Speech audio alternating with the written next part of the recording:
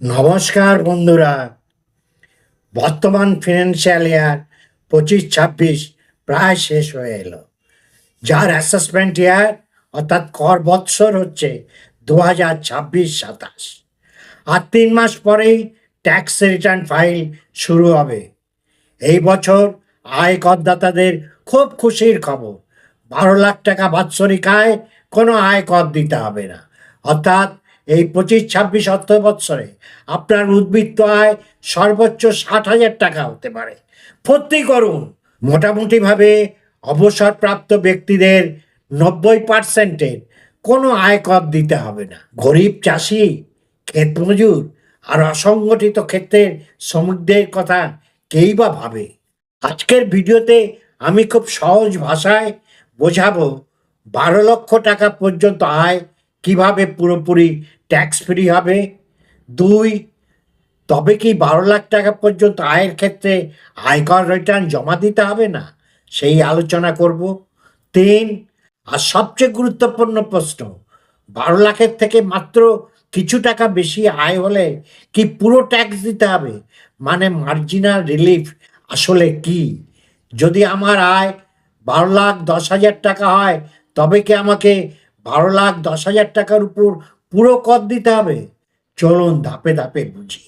1, 12 লাখ টাকা পর্যন্ত আয় কিভাবে পুরোপুরি জিরো ট্যাক্স হবে সেটা জানতে হলে প্রথমে নিউ ট্যাক্স রিজিম, যেটাকে সরকার ডিফল্ট ট্যাক্স রিজিমের কথা বলছেন, তার আয়করের হারটা জেনে নিই। 4 লক্ষ টাকা পর্যন্ত জিরো ট্যাক্স, 4 লক্ষ থেকে 8 লক্ষ টাকা পর্যন্ত 5% হারে ট্যাক্স, 8 লক্ষ থেকে 12 লক্ষ টাকা পর্যন্ত 10% হারে ট্যাক্স, 12 থেকে 16 লক্ষ টাকা পর্যন্ত 15% হারে ট্যাক্স, 16 লক্ষ থেকে 20 লক্ষ টাকা পর্যন্ত 20% হারে ট্যাক্স, 20 লক্ষ থেকে 24 লক্ষ পর্যন্ত 25% ট্যাক্স, 24 লক্ষের উপরে 30% ট্যাক্স। স্ট্যান্ডার্ড ডিডাকশন 75,000 টাকা। এটা শুধুমাত্র চাকরিজীবী এবং অবসরপ্রাপ্ত মানুষদের ক্ষেত্রে, অর্থাৎ যারা পেনশন পান তাদের ক্ষেত্রে প্রযোজ্য। চাকুরিজীবী বা পেনশনাররা শুধুমাত্র 12 লক্ষ নয়, 12,75,000 পর্যন্ত টাকার উপর জিরো ট্যাক্স হবে। তার কারণ 12,75,000 টাকা হলে তার থেকে 75,000 টাকা স্ট্যান্ডার্ড ডিডাকশান বাদ যাবে, গেলে তার নেট ট্যাক্সেবল ইনকাম হবে 12 লক্ষ টাকা। অর্থাৎ 12,75,000 টাকা পর্যন্ত আয়ে নীল ট্যাক্স। এবং 87A ধারাতে ট্যাক্স রিবেট করা হয়েছে 60,000 টাকা পর্যন্ত। এবার দেখুন কিভাবে 12 লাখ টাকা আয়ে জিরো ট্যাক্স হবে। প্রথম 4 লাখে 0% ট্যাক্স, মানে কোনো ট্যাক্স হবে না, শূন্য। পরবর্তী 4 লাখে 5% হারে 20,000 টাকার ট্যাক্স। পরবর্তী 4 লাখে 10% হারে 40,000 টাকার ট্যাক্স। তাহলে আপনার মোট কর পদেয় হলো 60,000 টাকা। আর 87A-তে আপনি রিবেট পাবেন 60,000 টাকা। তাহলে আপনার দেহ কর হলো 0, জিরো। এবার আমরা পুরনো যে কর কাঠামো, ওল্ড ট্যাক্স রেজিম, তার হারটা দেখে নিই। সাধারণ মানুষদের জন্য, যাদের বয়স 60-এর নিচে, তাদের জন্য 2.5 লক্ষ টাকা পর্যন্ত কোনো ট্যাক্স দিতে হবে না। 60 থেকে 79 পর্যন্ত সিনিয়র সিটিজেনদের 3 লাখ টাকা পর্যন্ত করে ছাড়, কোনো কর দিতে হবে না। আর 80-র উপরে যারা সিনিয়র সিটিজেন, তাদের 5 লক্ষ টাকার উপর কোনো কর দিতে হবে না। এর পরের ধাপ হচ্ছে 2.5 লক্ষ থেকে 5 লক্ষ পর্যন্ত 5% ট্যাক্স, 5 লক্ষ থেকে 10 লক্ষ 20% হারে ট্যাক্স, এবং 10 লক্ষের উপর আয়ে 30% হারে ট্যাক্স। এখানে স্ট্যান্ডার্ড ডিডাকশান কিন্তু 50,000, 75,000 নয় কিন্তু। আর ট্যাক্স রিবেট 12,500 টাকা। পুরনো কর কাঠামোয় কোনো ডিডাকশান ছাড়া 5 লাখ টাকা পর্যন্ত জিরো আয়কর। ডিডাকশন পেতে হলে আপনাকে বিনিয়োগ করতে হবে, অর্থাৎ আপনার হাতে যথেষ্ট টাকা থাকতে হবে, অর্থাৎ গঙ্গা জলে গঙ্গা পুজো। এই জন্য বেশিরভাগ মানুষ নতুন কর কাঠামোয় যাচ্ছেন। সরকার নতুন কর কাঠামোকে ডিফল্ট ট্যাক্স সিস্টেম বলছেন এবং ধীরে ধীরে পুরনো কর কাঠামো বিলুপ্ত হয়ে যাবে। আর একটা বিষয় মনে রাখতে হবে যে স্পেশাল ক্যাটাগরি ইনকাম, যেমন ক্যাপিটাল গেইন অথবা লটারি থেকে গেইন, এগুলোকে স্পেশাল ইনকাম ক্যাটাগরিতে ফেলা হয়েছে। এখানে কিন্তু 12 লাখের গল্প চলবে না এবং এখানে 87A ট্যাক্স রিবেটের সুবিধাও পাওয়া যাবে না। অতএব তাদের ক্ষেত্রে এক্সাম্পশন লিমিটের উপর আয় হলেই আয়কর দিতে হবে। 2 নম্বর আলোচনা আমরা করব আয়কর রিটার্ন কাকে ফাইল করতে হবে। অনেকে ভাবছেন যে নতুন কর কাঠামোয় 12 লাখ টাকার বেশি আয়ে এবং পুরনো কর কাঠামোয় 5 লাখ টাকার বেশি আয়ে আয়কর রিটার্ন জমা করতে হবে। ভুল ভাবছেন।